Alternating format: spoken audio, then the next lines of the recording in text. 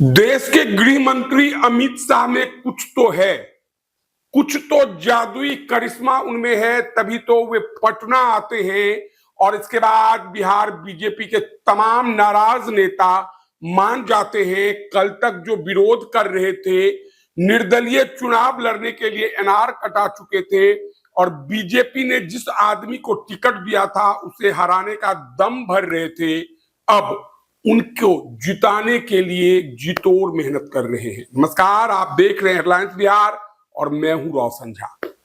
देखिए, प्रथम चरण के नॉमिनेशन का आज अंतिम दिन है। बीजेपी इस बार बिहार में 101 सीटों पर चुनाव लड़ रही है। सभी उम्मीदवारों का ऐलान कर दिया गया और जैसे ही उम्मीदवारों का ऐलान हुआ वैसे ही पार्टी में टूट दिखने लगी।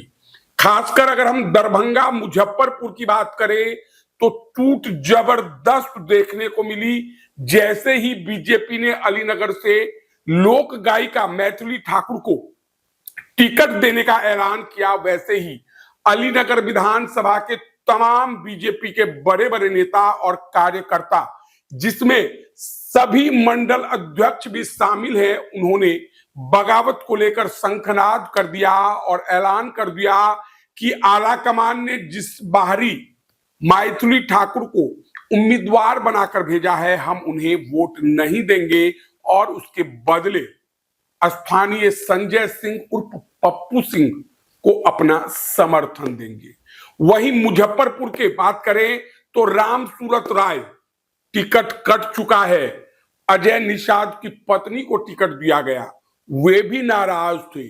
दरभंगा नगर विधानसभा की बात करें तो डॉक्टर मृदुल शुक्ला नाराज थे। हायाघाट विधानसभा की बात करें तो कई स्थानीय नेता नाराज थे और गौरा बौराम की बात कर ले तो राजीव ठाकुर और श्रवण चौधरी नाराज थे। लेकिन यह अमित शाह का करिश्मा है और पीएम मोदी का भरोसा है। नेशनल मीडिया में खासकर अलीनगर विधानसभा सीट को लेकर हाई तौबा मचता है। वरिष्ठ पत्रकार चित्रा त्रिपाठी ट्वीट करती हैं कि अलीनगर में एक अलग ही मंजर देखने को मिल रहा है और पीएम मोदी अपना दूत बनाकर अमित शाह को भेजते हैं। बहाना था आज तक का कॉन्क्लेव, लेकिन अमित शाह रात भर पटना में रुकते हैं। बीजेपी ऑफिस में 1 बजे से लेकर 2 बजे तक मीटिंग होती है और मौर्य होटल जब वो पहुंचते हैं तो बारी बारी से उन तमाम नेताओं को बुलाया जाता है जो नाराज हैं। कल्पना कीजिए कि अमित शाह जैसे बड़े नेता, कद्दावर नेता, मंत्री उस नाराज बीजेपी कार्यकर्ता और नेता को खुद से फोन करते हैं और देर रात उन्हें पटना बुलाते हैं।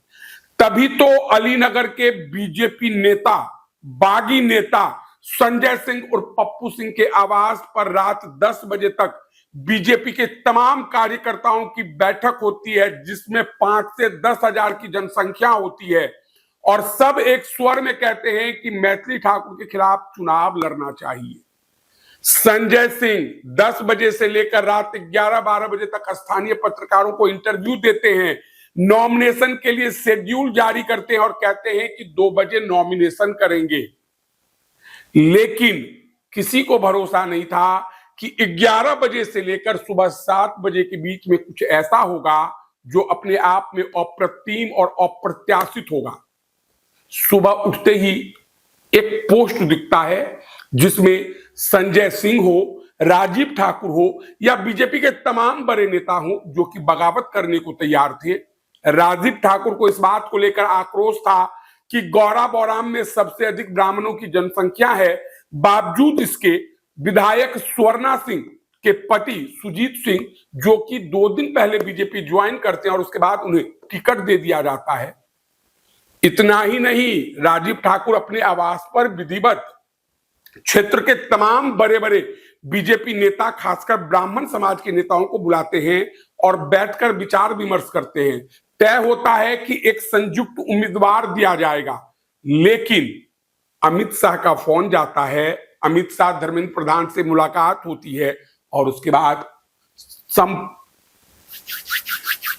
पैच। और उसके बाद नजारा बदल जाता है। जो कल तक बागी थे अब बीजेपी के हो चुके हैं और बीजेपी के लिए काम करेंगे और अपने अपने क्षेत्र में अपने अपने विधायक को जिताकर विधानसभा भेजेंगे उस उम्मीदवार को जिसका कल तक विरोध कर रहे थे। अब देखना दिलचस्प होगा कि चुनावी समर में जाने के बाद अमित शाह ने सारे बागी नेताओं को मना तो लिया है, लेकिन क्या वे दिल से काम करेंगे या ऊपरी मन से काम करेंगे? हालांकि सूत्रों की माने तो सभी विधायकों को, माफ कीजिएगा, पैच,